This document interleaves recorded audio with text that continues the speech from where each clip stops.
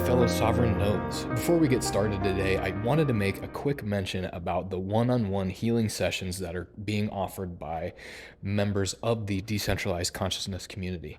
There are currently 7 of us that are offering these amazing sessions. I've done multiple with each member and have found that in each case, they have met me with their specific, unique talents exactly where I needed it, with what I needed help with.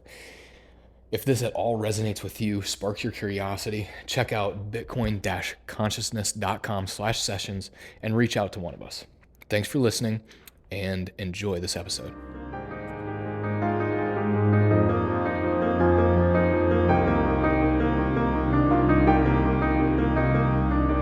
So welcome to the Bitcoin Consciousness Podcast. You're listening to the Conscious Parenting Series.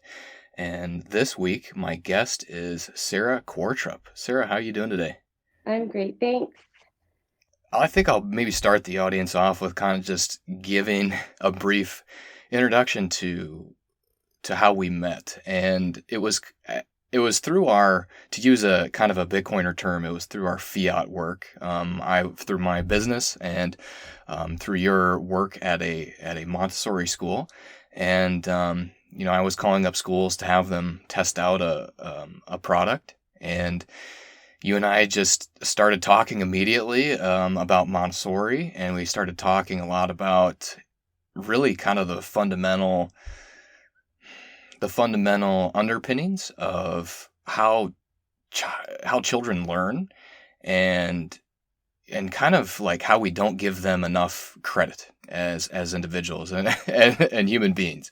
And from then on, we've kind of kept in touch every month or so, and it seems like, as we were joking before we started recording, it seems like that every single time we get on the phone with each other, we talk for multiple hours at a time. Right. So I'm super happy now to be recording our conversation with so that we can share it with other people, and share some of our insights and some of these and your experiences as well, because learning from your experience as a child who did Montessori for a short time, and also a Montessori certified teacher as well. I mean, that's really cool. So I think maybe to start off, let's talk about your childhood and Montessori, your parents, wherever you want to go. Okay, sure, yeah, let's start there. And I was thinking about our phone call too the other day, because that is how, you and I started to grow this shared interest. And um, I I asked you, you had been offering your product, your Montessori product, and I told you our answer was we don't need it at this time. It was summertime. And so I said, what brought you to Montessori? Why are you intrigued? Why are you interested?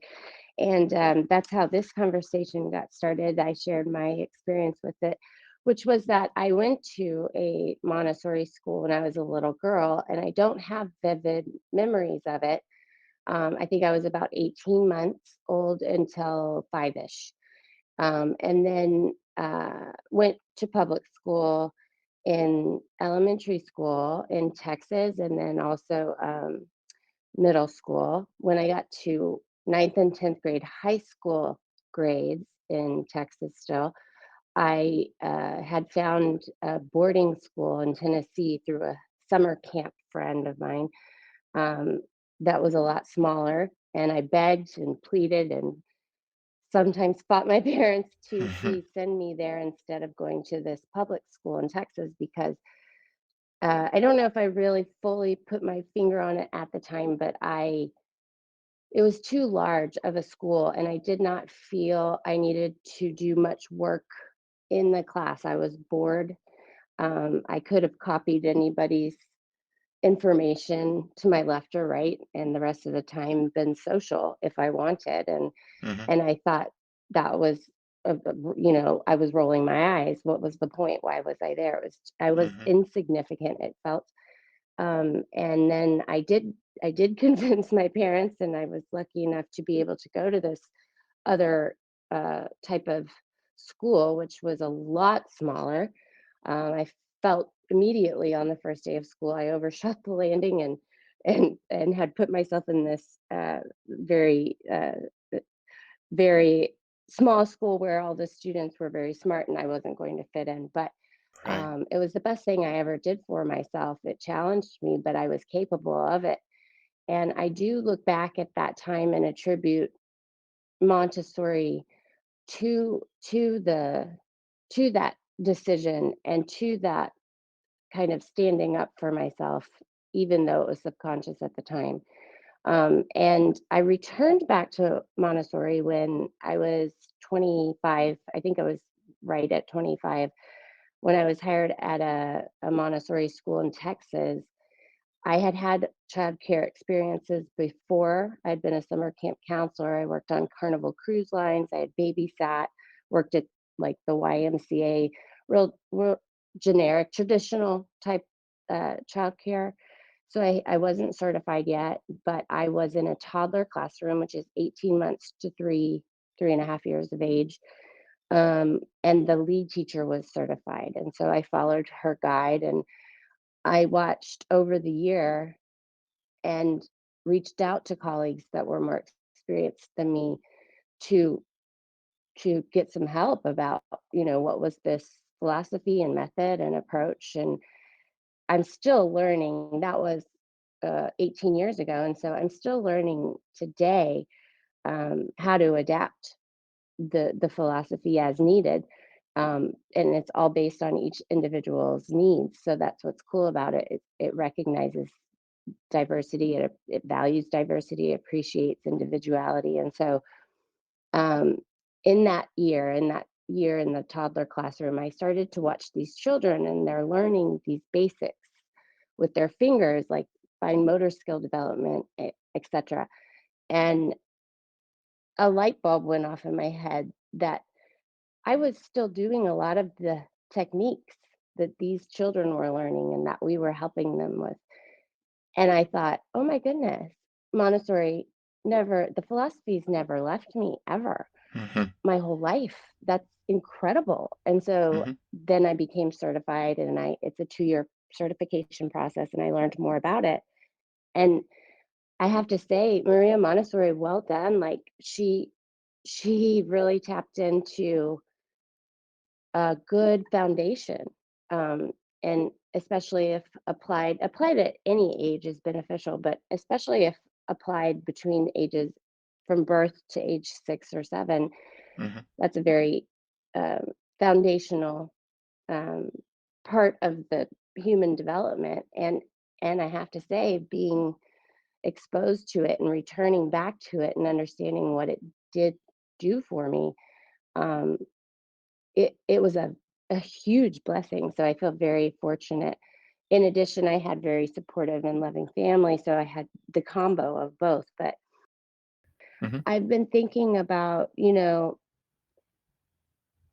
what parts of Montessori have I retained still Hmm. today?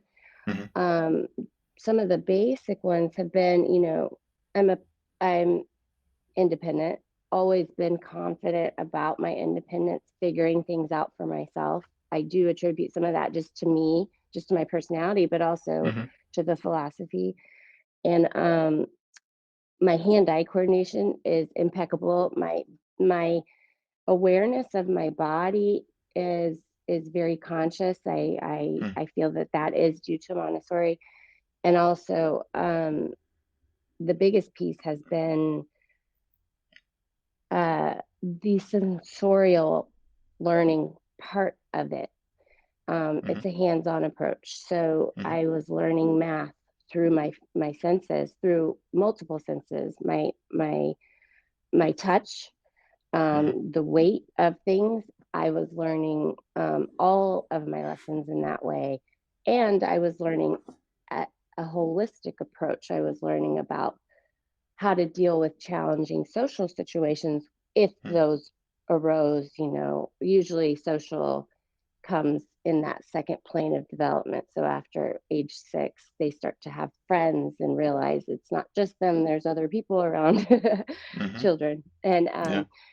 I uh, think that one of the biggest benefits that has come through the sensorial part is that when I was recognizing these toddlers in the classroom and that they were similar to still what I did that, this day, it wasn't a vivid memory that came to mind. It wasn't anything visual.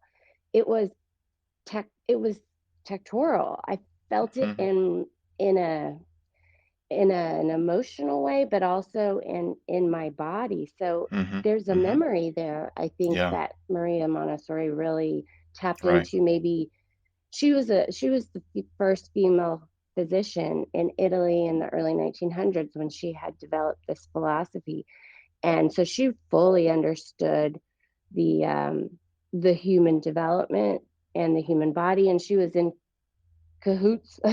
She was Mhm. had many friends that were psychologists. They were discovering some new things at the time about fetal development, kind of stuff, and so she had a lot of information going into the development of this philosophy. And I really think because of your podcast, um, Mhm. title, the consciousness, and Mhm. and that we're becoming a little bit more present these days, or at least tapping into the idea of that. Mhm. And I think the fact that I can't explain it to anybody how I feel Montessori in my body, but I Mhm. do. And Mhm. I understand the philosophy in a way that means something significant to me because of that. And so I think that the emotional part of it, or I'm sorry, the sensorial aspect of it, where they learn through their senses,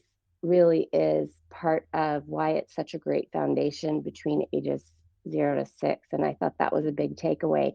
I'm I think because we all have this inner voice, um, and then we interact with so many different people in our lives, and nowadays there's all these options, right, in any kind of area that you think about. And when you're presented with all of these things over time, it can become overwhelming. I've felt it myself. And so you kind of forget to hear that inner voice at times. And I think that's a normal thing. I think that's okay. But to Mhm. be able to remember how to distinguish what your thoughts are, what your beliefs are, what your inner voice is telling you versus everything else coming at you Mhm. in the Mhm. world sensorially, um, is is what I've appreciated myself the most from I don't attribute just Montessori to it. I attribute a lot of Montessori to it. I think because of it, I'm able to tap back into which one is my voice, and hearing me and feeling that again, tying back into that confidence and independence. Wow, that is so good. You said so many things that just really, really struck me. The biggest one being that you feel you know that the thing that you got the most from, your short time in Montessori, even though you don't remember it, Mm, is your ability to feel. It wasn't yeah. about rational, logical processes, but Mm-mm. instead it was being able to feel. And there's like so Montessori is very cool because for children that are very young, there's a big, big focus on fine motor skills and fine motor development, and that's really cool. It's a very practical way to sort of Yeah. bring you into the present moment, bring you into your body, and really focus on how your body is moving, and how to fine tune. So if you envision your body, your soul is really the thing that is guiding and driving your Mm, body around through this reality, and your body is just basically a robot. You imagine that when you came into this biological robot, that you didn't know how to use it at all. And it seems like it's very easy. I think you mentioned the word lost a little bit. Like you get lost in all of the things, all of these stimulations, that yeah. is around us in the world. But when you're taught in like a setting like Montessori to come into your body, to know it, to understand and feel how it works, it encourages so much presence that it unlocks. It's like a key that unlocks so many other things, and abilities Yeah. for you to flourish as a human being. Yes. It's so Maria Montessori truly, and I'm saying as I'm continuing to understand this in so many different ways, Maria Montessori was a genius in the way that she designed her philosophy. She ties a little bit of this and a little bit of that into each lesson, meaning if they were learning fine motor skill development, it may also include some language instruction to the child at the time. And this is through the training that you learn this. Um, but that preps them unconsciously so, but as a side benefit for math or for color distinction or for order, sense of Mm, order. So it's fascinating how she in a simple way uh tied it all together in a circle and made it all blend and flow. And also part of her geniusness is the simplicity of it.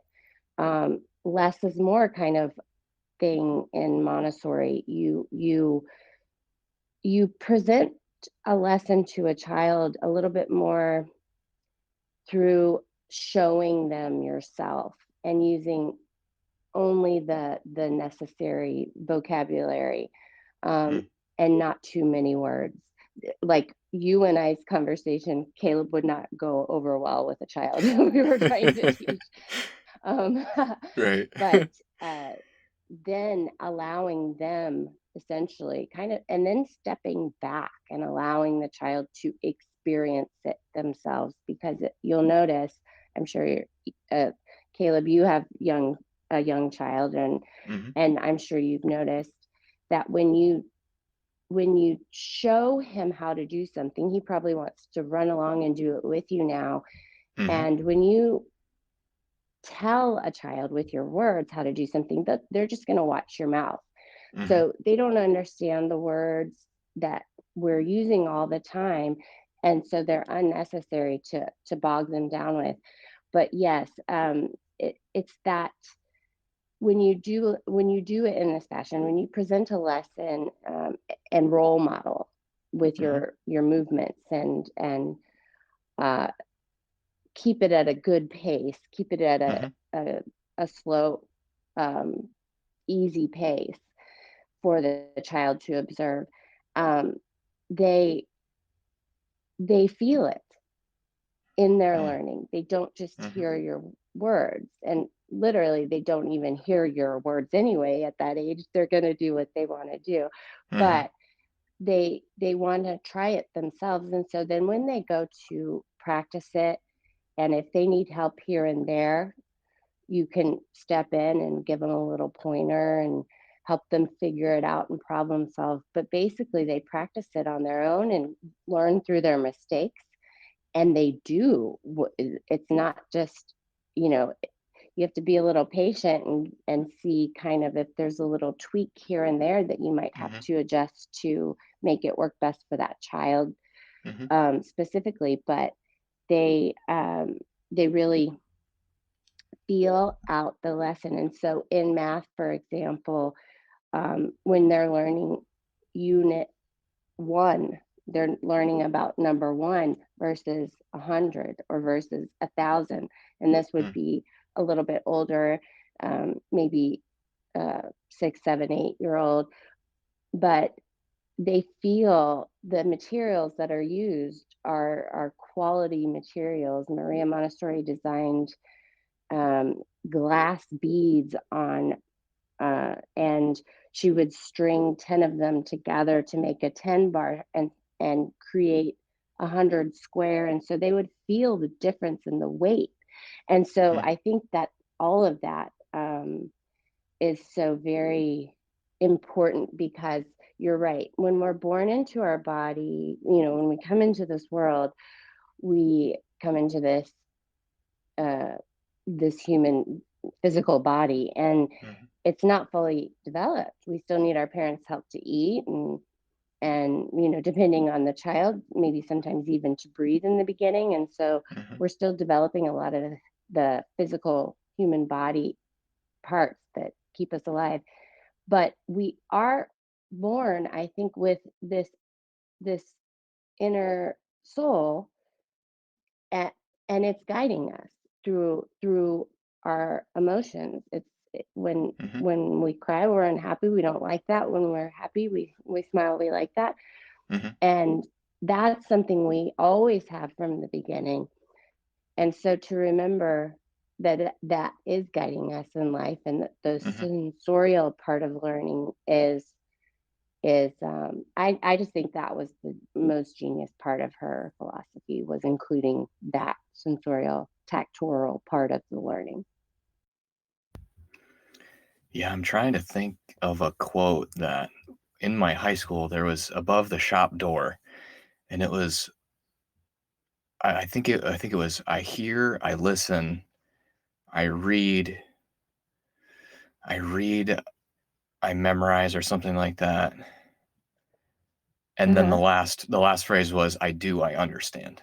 And Yeah. the big thing is I do, I'm physically interacting and manipulating and understanding, and I'm getting feedback, Yeah. immediate feedback from the world around me.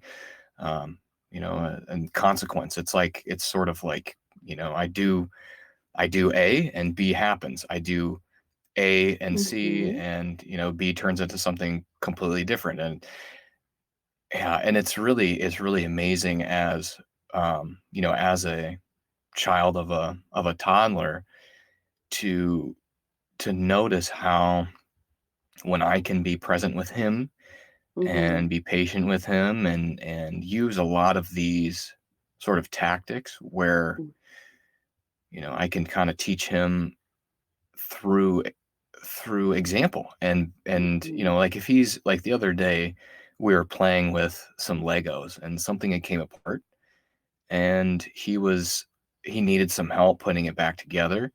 And this might be slightly different from the way that it's done in Montessori, but I physically took his hands within my hands, and I Oh, just helped. great. No, that's Yeah, wonderful. right. I just helped him move his hands, and we put this thing together, and it did a couple of things. So it sort of like increased the confidence for him because he was able to see, oh, I can do this. I Oh, can look put at this together. me. Right. Yeah. Yeah. And then also taught him how to ask for help as well. It taught him that Oh. it's okay to ask for help.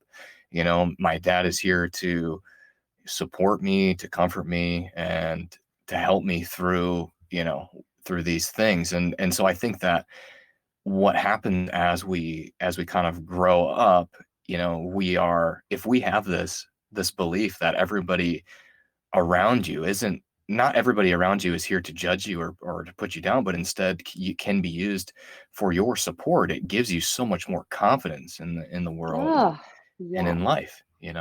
It does. When you encourage a child, you can do this, and it's not just um, a light statement in that message. It The thing is that we all know what's best for our well-being Hmm. on our own, and I Mm. know that's kind of a hard concept for us to wrap around when it comes to little children, especially young, in the first few years of life, because they do still need our help, like mentioned before, that they need us to move. To They can't walk around yet, they can't speak yet, they can't eat on their own yet, but Mhm. they when I've told a child at age 2, if they've come to me and said something like their friend wasn't listening to them, or they Mhm. had some situation that made them sad, Mhm. I would say, "Well, I trust you to do what's best for you. I've seen Yeah. you walk around this classroom and manage yourself well, and I think that you'll know what to do if you think about it. If you still need Mhm. my help, you can come to me." And that works often Yeah. because I'm encouraging them. You got it. You know what to do. Right. And I'm here if you need me, but I don't think you need me to answer that for you. You have the answer already. And the and I love what you just shared about doing that with your son. I think in Montessori, of course, we want them to do it on their own, but in the beginning, they may need a little bit of um, encouragement with physically. So if it's the first time showing them, let me show you how. Let me show you how, and then you can do it. So then stepping back, so not overdoing the the doing it for them so much, but it sounds like he took away the right things and that he felt confident. He also knew how to ask for help. Um, and often, yes, I think the encouragement is the biggest thing. Or let's figure this out together and not giving them the answer. That's a great technique we use in the Montessori classroom too. So first of all, what are the ages of children that you're certified to teach? It's about 18 months, sometimes a little younger, depending if the child's ready, maybe 16 months.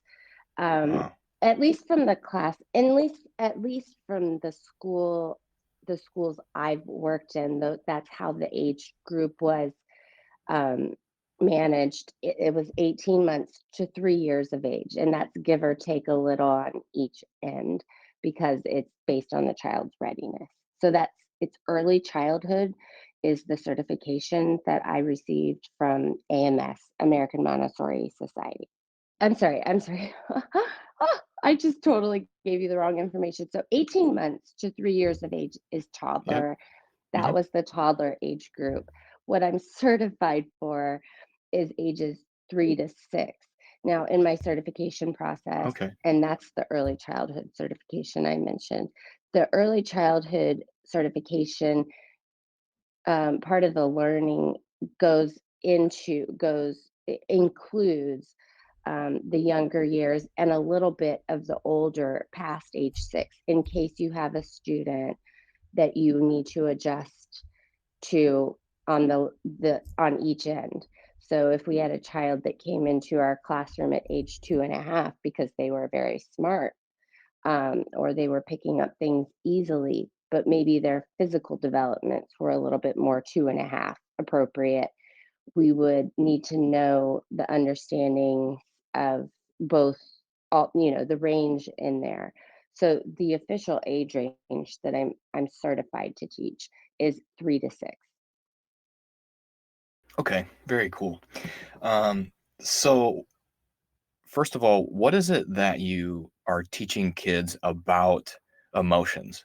Because it's it seems like even we as adults are having a really hard time understanding our emotions ourselves Yeah, and and their role in our lives, and we tend to either bury them or mis misappropriate them. We tend to take things out on others, and yeah. I'm really curious what the Montessori method and what you believe is important to teach children about emotions, especially in this younger age range. Right. So I think the biggest benefit at this age, when we're talking about guiding this age, is your reaction to things, which is hard to be 100% with if you find one that you prefer. But if a child came up to us with an emotional concern, or maybe, okay, so the age group that I work with, they're still very, um, what's the word I'm looking for? It's only them. They're only focused on themselves. They don't, like I said, they don't really start to understand the concept of friends or socializing until after age 6, it seems. They might say, I have a best friend at age 3, but it might just because they've heard other people saying it. They don't really Mhm. understand what it means. Yeah. And so if they can't, so often you see, children maybe hitting each other because they wanted the toy that their friend was already playing with, and why wasn't it being given to them, or what have you. And um, we do lay out the basics of what's okay and what's not okay. So if there was a hitting situation, let's say, and the teacher addressed it, we would explain that's not okay, that's not nice. Um, I'd like to try and help you with this. And then if the child explained, I wanted the toy, then we would validate their feeling first. We want them Mhm. to understand that that's okay. Yeah, I would want that toy too. I understand it's a really fun toy. And then present an option of, okay, well, let's talk about how you can play with that toy at some point. Not right now because your friend is already using it, but let's Mhm. work on a solution that's a little bit more, I wouldn't say this, but it would be around respect and understanding other individuals. um, Mhm. so validating their feelings is huge. It's okay to feel upset. I Mhm. understand why you feel upset. I understand why you did X, Y, and Z. um, it's not okay because then it affected negatively X, Y, and Z in this situation. You hurt Mhm. your friend, or you threw a chair, or whatever. Um, and putting it back on them. So often at this age, um, they're they're a new evolution. Children, they're here and they're new. They're ready to do new things. And so, Mm. like, we're not driving around in horses and buggies anymore, and we're not Mhm. using dial-up phones anymore and all that kind of stuff. And so if you think of it in that way, these children, they're evolved. And so what I love is that it about the philosophy is that it allows for the adult to say, I don't know, what do you think? Why don't Mhm. you tell me what your answer is going to be? Mhm. Let let's work through your emotion and your solution to it together. You Mm. can guide them here and there, but I love that it kind community to see this new life developing in front of your eyes, instead of laying it out for them. Let me tell Mm. you, excuse me, let me tell you what I've learned in this life Mhm. is a parenting technique. Let me tell you about my struggles and what to do and not to do based on my experiences. Mhm. Instead of that, saying, I don't know, what do you think? And then, Mm. if it's not a good solution, then you can guide it as accordingly. But Mhm. so for the emotions, we don't get into the detailed parts of it too much because we don't want to overwhelm them or confuse them. Mhm. But the minimal reaction to emotions, validating emotions, and letting them problem solve through their challenges, including their emotional challenges or sensorial based challenges, um, is are huge. And I think less is more again in a sense. Yeah, in this Yes. case, I think just a minimal reaction is a good approach. Yeah. What I mean by that is, mm, if a child is doing some undesired behavior, it might be based on many different things, right? We can assume all kinds of things because we don't they don't have a lot of words or communications to be able to express what's going on or really Mhm. understanding of it. But um, any type of uh, um, behaviors that are undesired, um, it's best to just kind of not even look at them, turn your back, and Mm. highlight some things that you do like to see in the classroom or that you're Mm. enjoying seeing that are more positive. Mhm. Um, and that's what I mean by less is more as a type of reaction, instead of drawing more attention to the negative behavior that you might be seeing in this age group. Yeah, I Um, really want to expand on that while we're on that topic. okay. Yeah. Yes, okay. Yeah, so yes, this plays perfectly because yesterday, and I've described this with, I don't remember who the guest was, but I had another episode where I was talking about how it seems like, well, as the parents, we'll get into this cycle with our son where we're like sort of taking power away from him and then he fights more, right? So it's like Mm-hmm.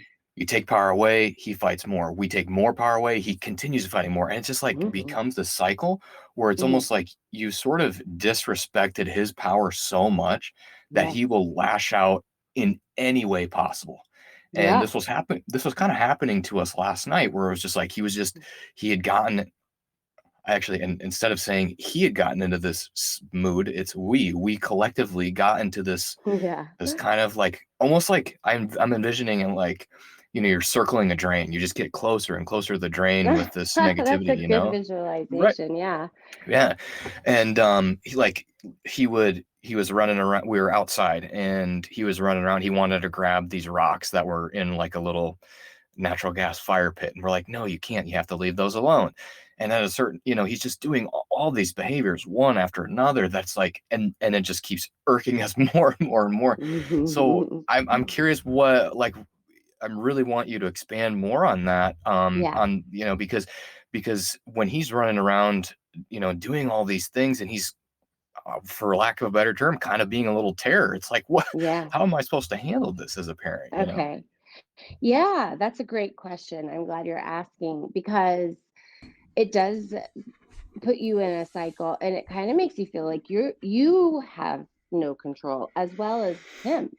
Um, Hmm. you both feel out of alignment and out of control of what's going on in the situation. So when you mentioned the more you take away from him, the harder he fights. Good for Hmm. him because he's fighting. Okay, so if you think about it, has anybody ever told you you can't do something that you are intentional about doing and thought, "Oh, Yep. really? Just watch this. Well, wait for it." Have you ever you Yes, don't exactly. nobody likes to be told they can't do something that they feel passionate about or is a desire or that they believe or that they know they can do. Nobody likes to have that type of power taken away from them. So it's Mhm, good that he is fighting for who he is because mhm, that means he's in touch with his feelings and he knows that that makes him upset to have someone mhm. say, "You don't know who you are, I know better."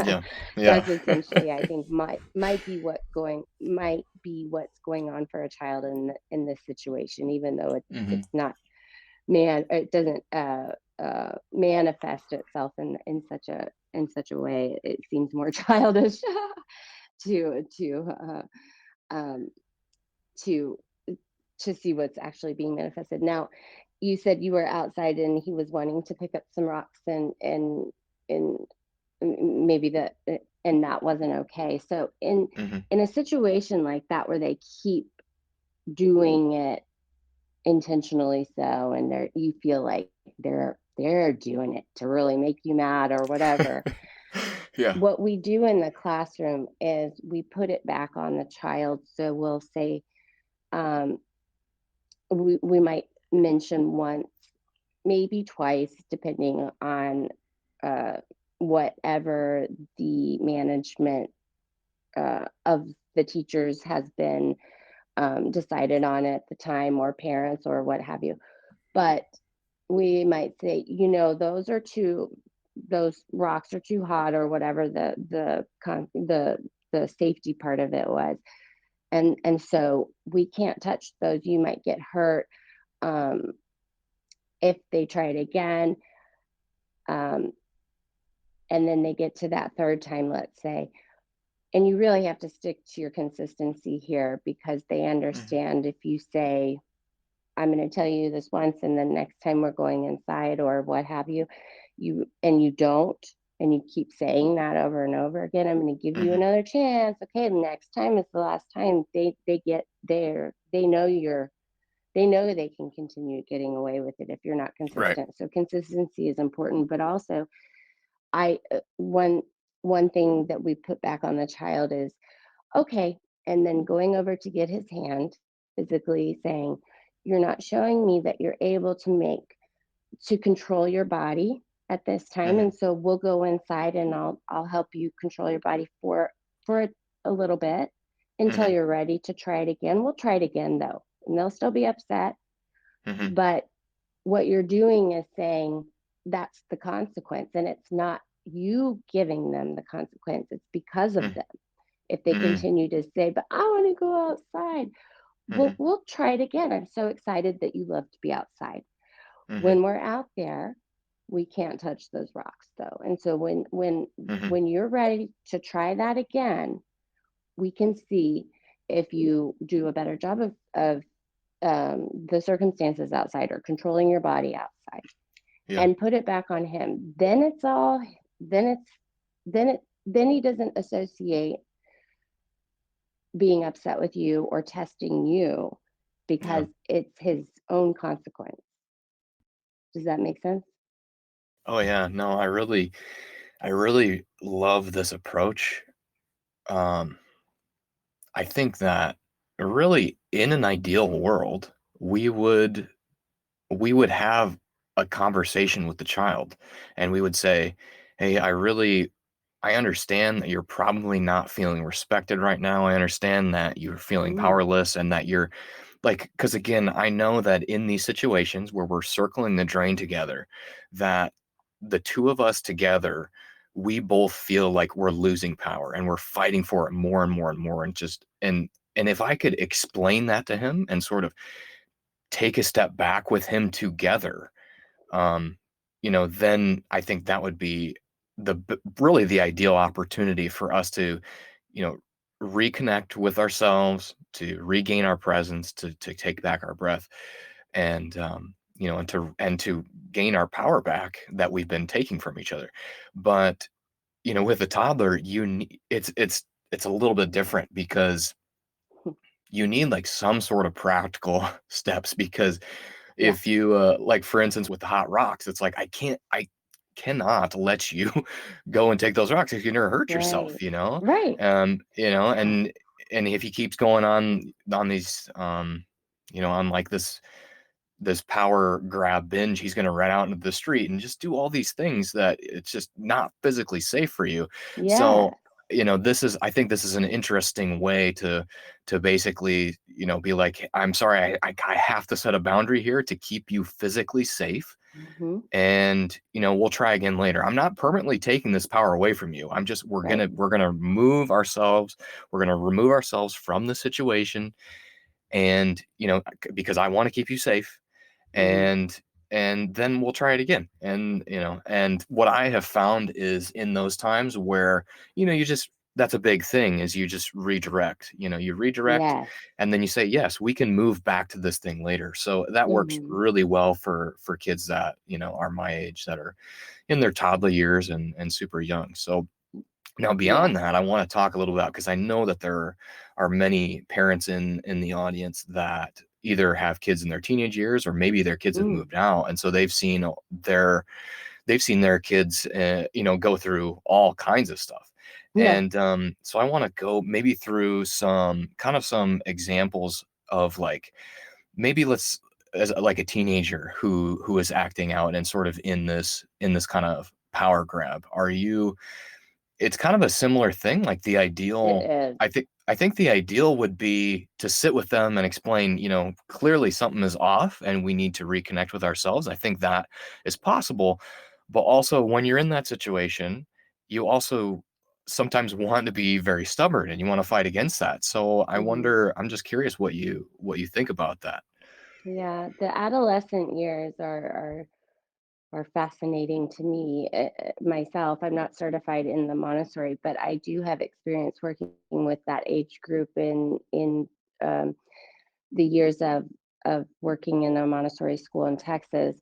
Um, they're basically large toddlers. And so the thing is, uh, the thing again about Montessori, she she started her philosophy with the younger age range, so 0 to 6, and then she delved into about 9 years later. She started to delve into her philosophy for 7 to 12-year-olds, and then she delved in later, um, the adolescent years, and later through adulthood.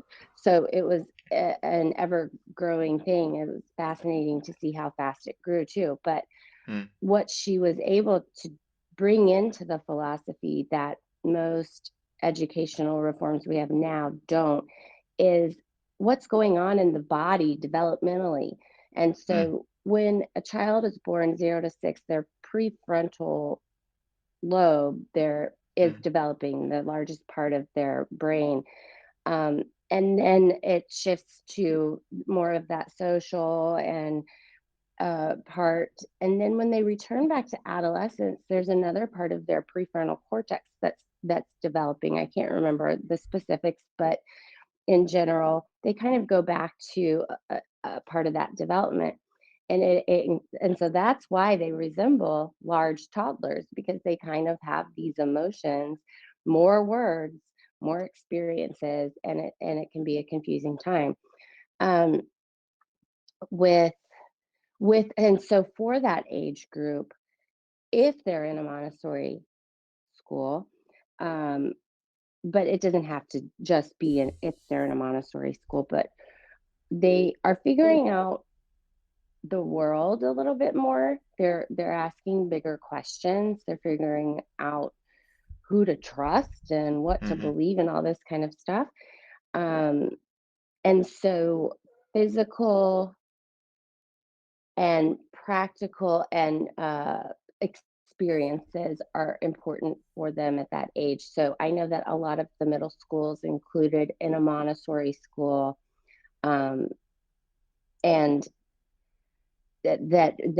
sorry, middle school. So like I think in sixth grade they're around 11, 12, and then seventh, eighth grade is generally where the philosophy ends. If a Montessori school goes through high school, it's usually adapting in an IB type of program. But mm, in the middle school programs I've seen, which are so cool, um, mm, they will start to talk about what their business will be. So they'll talk about how they need what kind of things they want for their classroom or maybe to do that year.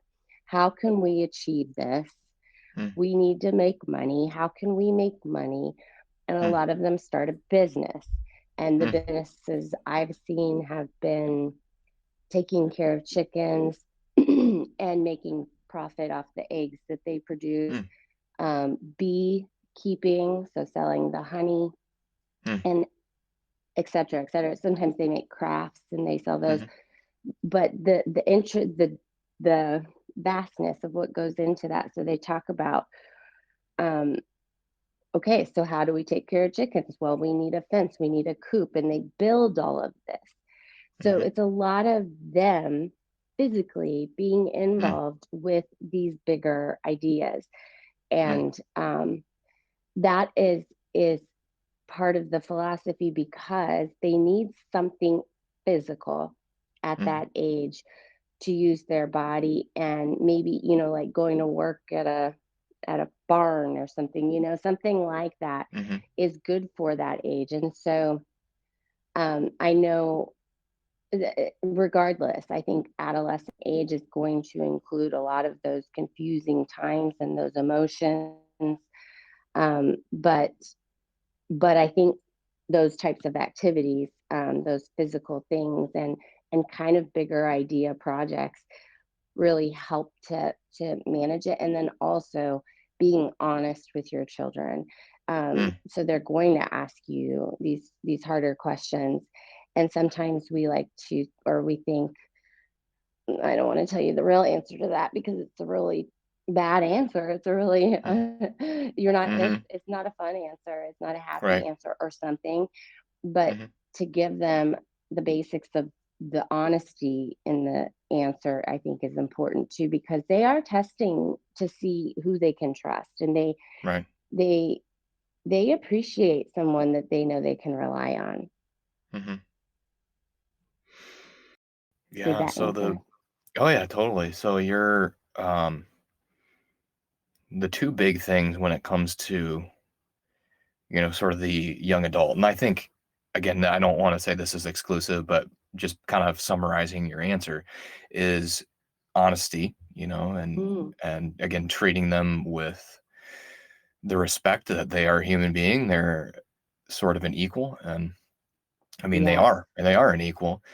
yes, And also having opportunities for them to create, so that they have yeah. that they have ways to express themselves, Hmm. freely.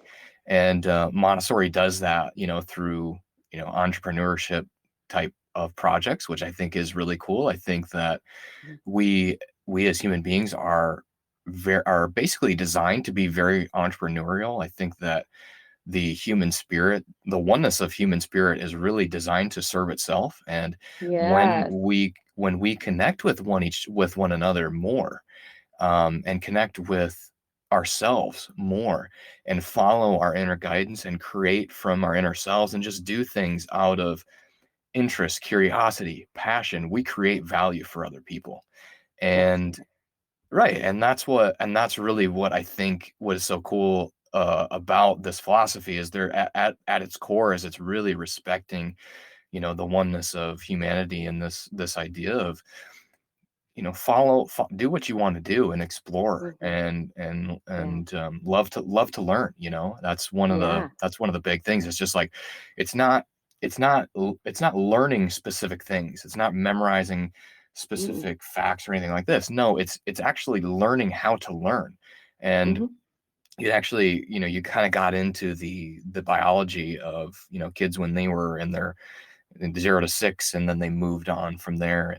And I kind of draw this akin to when they're 0 to 6, they're in a very, very feeling sort of space, like they're in theta kind of brain waves. They're everything that they take in, they are latching onto those beliefs as real, and they're feeling them, Yeah. and if every feeling all of these different frequencies and vibrations. And then, around 6, 7 years old, they kind of move into a more rational place. So Hmm. it's almost like the body has been designed to first To understand, like, its connection to source in the yeah. first years. And once it understands that connection to source, okay, now it's time to grow and go out into the world and Hmm. know how to manipulate the world and build things and be creative and this kind of thing. So it's really those beginning years that I think, because we're sort of confused as to like how to teach kids about this. We ourselves as parents, as teachers, as adults are confused as to how our emotions work, how intuition works, how our connection to higher Hmm. truth and higher selves work. We miss that part. So we move into rationality, and it becomes solely about earning money, or earning the good Yeah. grade, or getting the friends. You know what I mean? Right. Right. Yes. And this is um yes. Okay, so intuition. We That's what they are that's their gift to us, to remind us that we all know how to best do what's best for us. The intuition that we all have, and as we're adults and we're becoming parents or teaching, we we have already been through a lot of the process of muting that intuition a little bit through our experiences, and so it's quite normal for adults to forget that part of it. But the um the thing is that it like I said, these children, they're evolved, and so that is the part that I love the most about, Mm, like, what we were talking about in the middle school with the mm, projects. Yes, they get to bring something new to the table, and sometimes they bring something you would have never fathomed, and it's mhm, fascinating. That's the best part about it is, mhm, oh, you can learn along with them. You can mhm, get new ideas too, and it is, a philosophy based on a love of learning, which I know is one of the things I've also taken away from my experience being in there at a young as a young girl was mhm.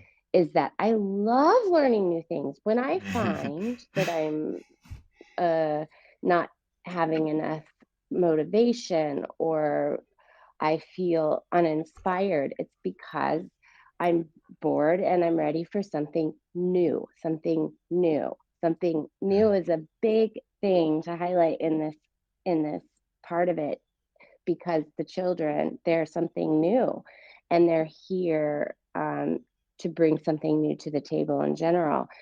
Mm, And yes, I see that education systems to now are more focused on those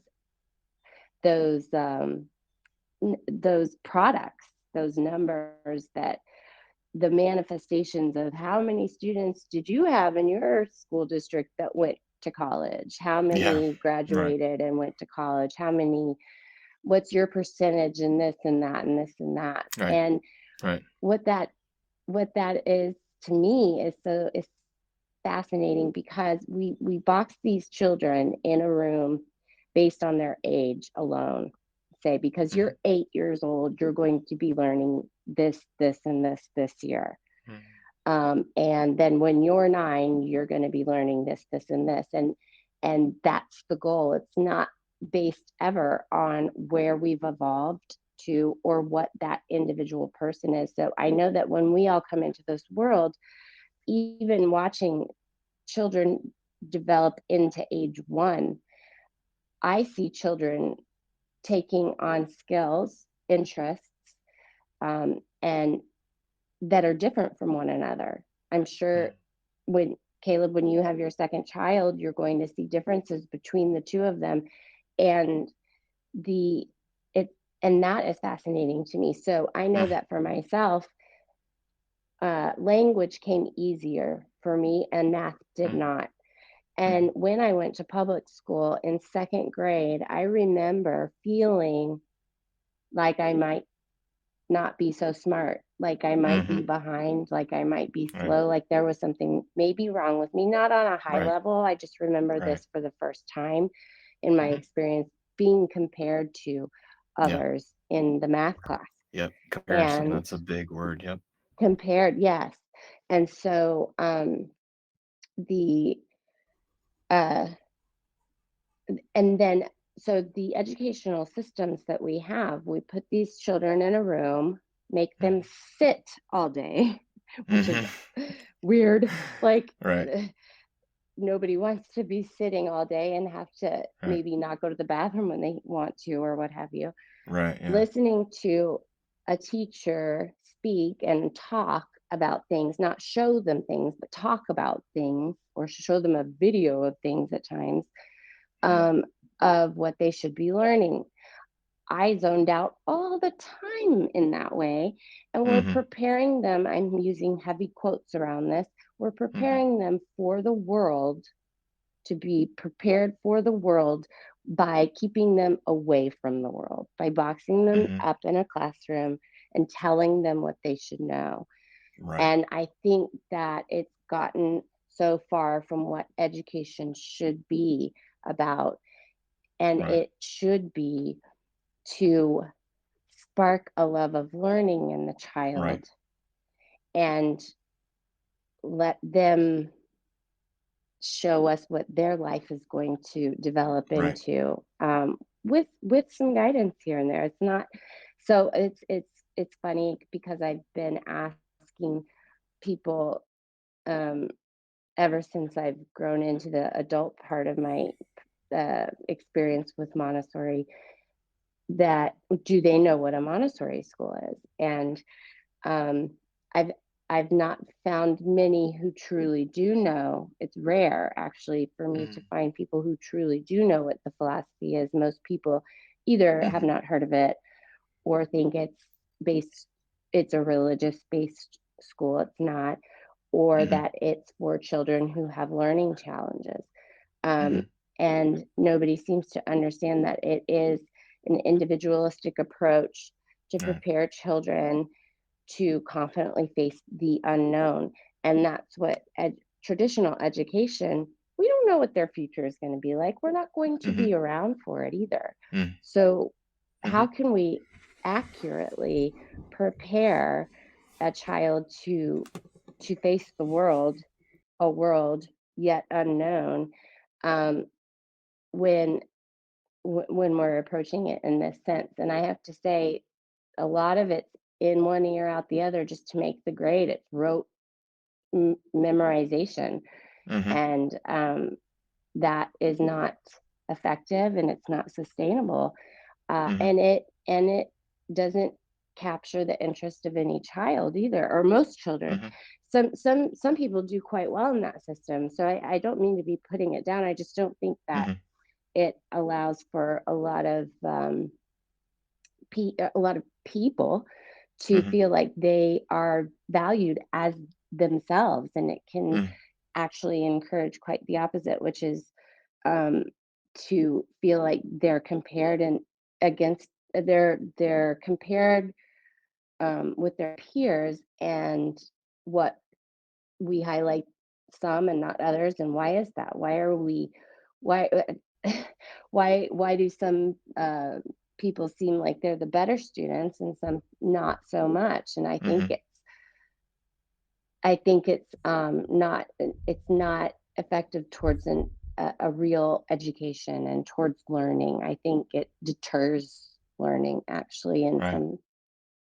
Yeah, sorry, you said so many things that I wanna comment on, so I'm gonna try to Okay. like, sum it up. So, like, I think the biggest thing that you had said, that I really wanted to comment on, um, was that the philosophy of Montessori is focusing on, giving kids the ability to have the confidence to face the unknown. And after you Hmm. said that, that really struck me because I was like, okay, well, but so what is it about facing the unknown that is so bad, right? Hmm. And it's such a common theme, but it's fear. Like being scared of the unknown is really what seems Yeah. like traps us every single day. Yes. It Right. traps us in jobs that we don't wanna do. It traps us in Hmm. habits that we don't wanna keep up. I mean, it it's a fear-based sort of a mode where it's like, I need to be secure. I cannot Hmm. go out into this world and have the confidence to face something that I don't know and I don't understand, and I would feel more comfortable just doing something that I know and I'm confident in and everybody says is safe type of thing. And it just crushes our spirits as human beings Yeah. who come here to create and to live Yeah. and to love learning like you were saying. And kind of like it's almost like the other system is set up to do quite the opposite. It's like, here is the known. Memorize this known. This is the Yeah. known that you need to know, Yeah. so you don't have to be afraid. You can be secure knowing these facts A, B, and Right. C. Now that you know Yeah. them, you can go out in the world. You're secure now. And yeah, so that for me was really, when you said that, was really kind of mind blowing. I was like, yeah, you're right. It's like this fear of the unknown that, if we can just teach kids that not only is the unknown not something that we should fear, but it's something that we should be excited about approaching. Let's We should go all be, explore it. Yes. yeah, we should all This be should be passionate, the excited about exploring unknown things. Yes. And together, that's what's the Mhm. coolest thing is they're little scientists, these children, and that they Mhm. we should be. And let's go be scientists together. So Mhm. so we're not here. We as human beings, we're not here to regurgitate the same old thing. We're not here to Yeah. reproduce what's already manifested. It's boring and it's Mm, not promoting evolution at all. mm, So in schools where we reward mediocrity because I mhm, think it's based on what makes, in some situations, not all, mm, I but in some situations it can be based on whatever makes the day easier for the teacher, whatever mhm, the school regulations are, and it's like so black and white. It's more an authoritative approach. It's mhm, more saying, I know best, again, I know best, and I'm mhm. going to tell you no matter what, and it's Yeah. black and white, and it becomes kind of this authoritative approach. And Yeah. um, that's taking away from the child's freedom Mm, and input and individuality. And so why would that work why would that work in any way unless the the person is able to push through the sensitive part of the, not being mhm, heard, and mhm, diligently kind of get done what needs to be done so that they can succeed. And sometimes that mm, does work, but we're not here to reproduce history. mm, And just because we experience something doesn't mean that anyone else will experience it in that way. mhm, So um, I know I know that I may have heard my parents tell me some things in my life over and over and over and over and over again. And then mm. one year I experience something and I go, oh, that's what they were saying. Right. And so it's until Yeah. I experience it myself. Yeah. And I, I, so I that's a big part of why I don't think traditional education is a really great system anymore. I I Mhm. can't I can't wait for it to be to be gone with, because Right. I think that when you experience something of interest to each individual person, it has to be something they're interested in at the Mhm, time, too, then they really learn. And then they mhm, really start to get these intuitive thoughts mhm, like, mhm, oh, maybe I should try this because I just mhm. experienced that, or this. Right. And it's new, it's a new idea. Right. And Right. that is the coolest thing about Montessori, is it allows for the evolution to continue. Yeah. I've kinda gotten this, like, sense that what you're describing is treating kids with the same kind of reverence that we expect them to treat us just simply because we're older, Ah, you know? yeah. And it's almost it's kinda like the kids are, like they're divided from the adults. They're treated as separate individuals, and there's Yeah. not, like, this mutual sort of love and respect for them.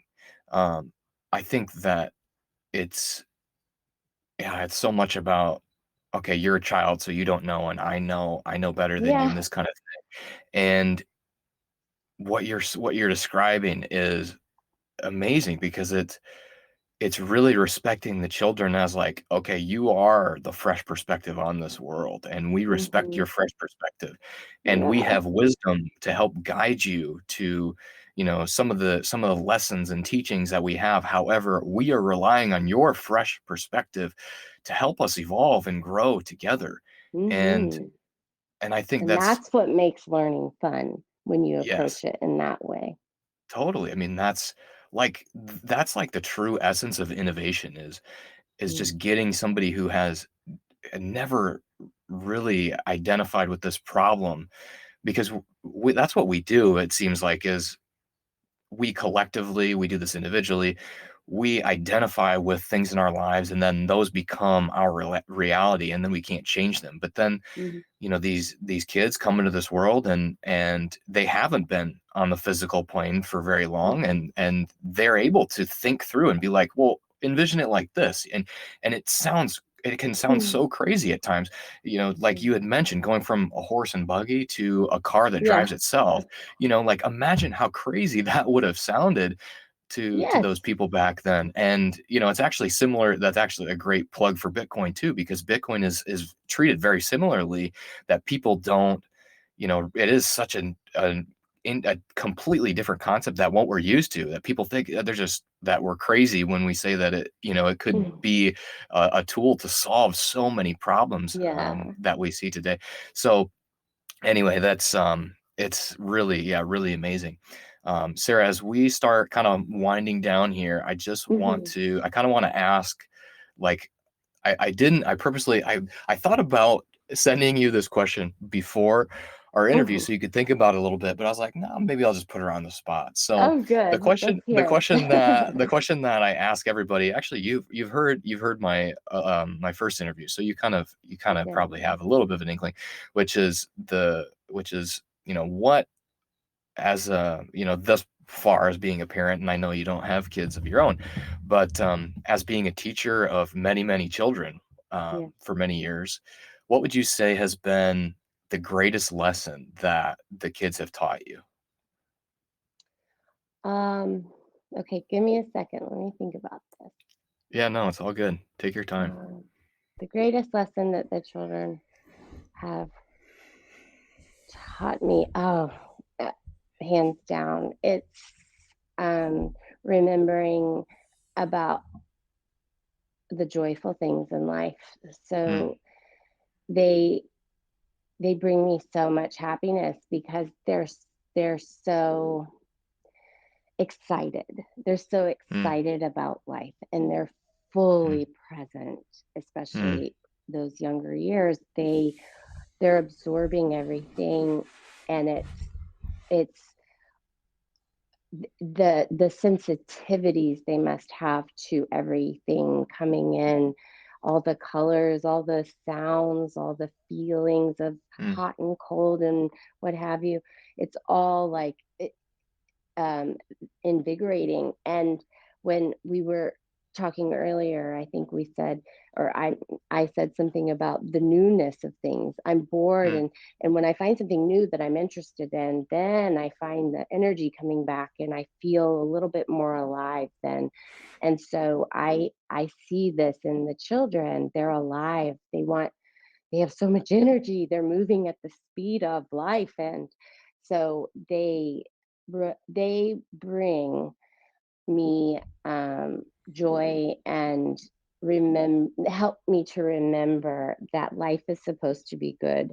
Life is supposed to be fun. Life is supposed to be unpredictable, but let's an adventure. It's an adventure. mm. And so that's the thing that is the biggest takeaway is that they help me to remember the basics and the kindness and the Mm. possibilities in life. Yeah, I think as much as we give credence to all of our so-called problems and worries, it really doesn't matter to them, and they are Mhm. passionately just alive and happy to be themselves.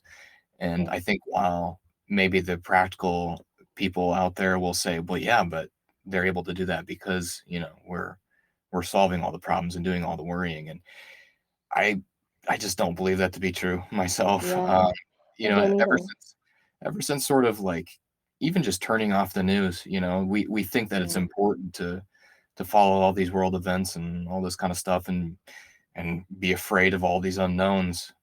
But it's it, it's not like it doesn't matter. Once I step away from that kind of stuff, it's like, oh, all that worrying and paying attention to that kind of stuff, it really didn't matter. And yeah, I think that what's this actually really this actually really aligns with Montessori well, which is, you know, being the change you want to see in the world and affecting the people around you. That's how you can change the world, is Yeah. affecting the people around you for the better. You don't have to be the person who goes over and like somehow signs a peace treaty between Ukraine and Right. Russia.